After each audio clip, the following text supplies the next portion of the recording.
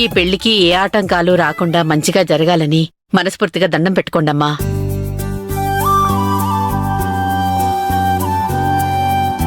ఇప్పటి వరకు జరిగిపోయిందేదో జరిగిపోయింది. ఇప్పుడన్నా ఏ ఆటంకం లేకుండా పెళ్లి జరగాలి. శౌర్యని సంతోషంగా అత్తగారింటికి పంపించాలి.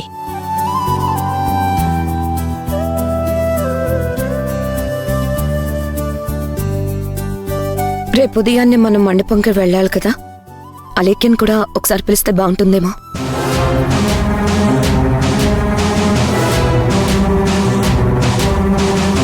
ఎందుకమ్మా తను లేనిపోని ఇబ్బంది తప్ప? అలా అంటారేంటి మావయ్య? కాసేపు కనిపించకపోతేనే ఆ రోజు సుజాత పిన్ని వాళ్ళ విషయంలో ఏం జరిగిందో చూశారు కదా.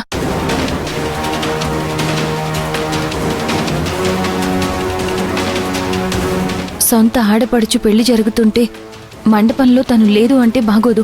అడిగే వాళ్ళందరికీ సమాధానం చెప్తూ కూర్చోలేము. వచ్చిన అతిథుల్లో తను కూడా ఒక అతిథిలా రానివ్వండి. తనని పట్టించుకోమని కానీ పక్కన నించోపెట్టుకోమని గాని మనమేమీ చెప్పడం లేదు కదా. ప్రతి దానికి తన పేరెందుకు? రావటం తనకి ఇష్టం లేనప్పుడు మనం పిలవటం, తను రాననడం ఇవన్నీ అవసరమా?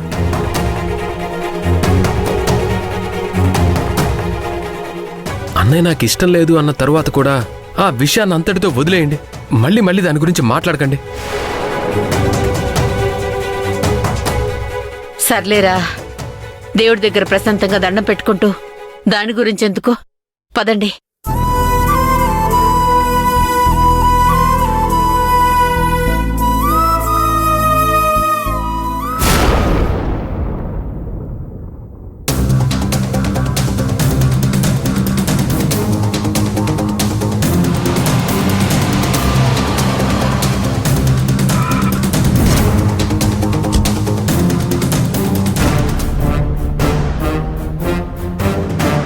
బావేంటిక్కడున్నాడు?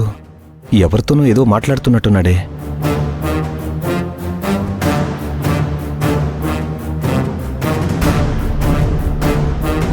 బావా? రాఘవా, సరే నేను మిమ్మల్ని మళ్ళీ కాంటాక్ట్ అవుతాను. అలాగే సార్, బాయ్. ఉంటాను సార్. ఏంటి బావా ఇక్కడేం చేస్తున్నావు? ఏం లేదు రాఘవా, ఒక ఫ్లాట్ తీసుకుందాం అనుకుంటున్నాను. దాని గురించే బ్రోకర్స్తో మాట్లాడుతున్నాను.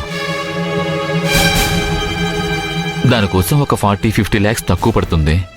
అదే కాకుండా తొందరలో శౌర్య పెళ్లి ఉంది కదా, పెళ్లి కోసం డబ్బు ఏమన్నా అవసరం పడుతుందేమోనని ఆగాను. దాని గురించే వాళ్ళు డీటెయిల్స్ చెప్తున్నారు. అది కాదు బావా, ఫ్లాట్ కోసం ఏదైనా డబ్బులు అవసరం ఉంటే నన్ను అడగొచ్చు కదా. ఊరుకో రాఘవా, ఇంట్లో ఆడపిల్ల పెళ్లి పెట్టుకుని నిన్ను డబ్బెలా అడగమంటావు? పెళ్ళంటే మామూలుగా ఉంటుందనుకుంటున్నావా? ఎన్ని ఖర్చులుంటాయి. నేను కూడా నా దగ్గరున్న డబ్బుతో ఫ్లాట్ కొనకుండా ఆగింది శౌర్య పెళ్లి ఉందనే. ఏదైనా డబ్బు అవసరం పడుతుందేమో, ఇప్పుడు ఫ్లాట్ కొనేస్తే అవసరానికి ఉండవు కదా అని ఆగాను. శౌర్య పెళ్లి తర్వాత ఏమన్నా ఉంటే చూడొచ్చు. అలాగే బావా, ఏదైనా అవసరం ఉంటే మాత్రం ఖచ్చితంగా అడుగు. సరే రాఘవా. ఇంటికే కదా? నాకు చిన్న పనుంది, అది చూసుకుని వెళ్ళిపోదాం. సరే.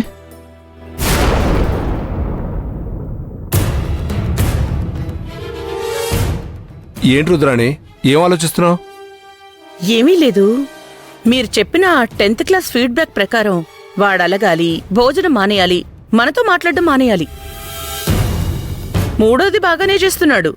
మనతో మాట్లాడకుండా సైలెంట్గా ఉంటున్నాడు గాని అలగడం లేదు, అలా అని తిండవు మానేలేదు. దానివల్ల మనకొచ్చే నష్టం ఏంటి? సైలెంట్గా ఇంట్లోనే ఉంటున్నాడు కదా.